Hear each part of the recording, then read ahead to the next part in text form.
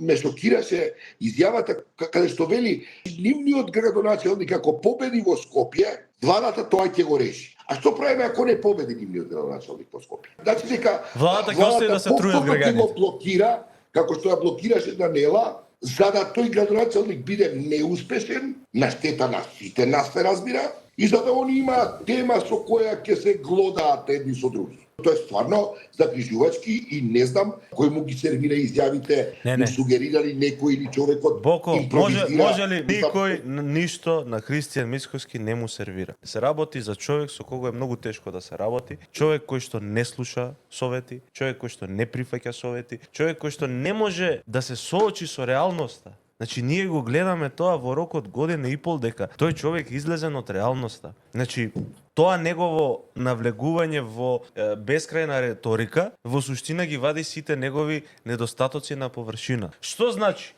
Дека одговорноста е на институцијата која што не ги обезбедила тие депонии. Во ЈП Дрисла е на јавното предпријатие. Вардариште е забранета да се користи, што значи дека би требало полиција да ја обезбедува. Што значи дека пак на крајот од денот одговорноста е кај оваа влада, кај оваа власт и кај МВР.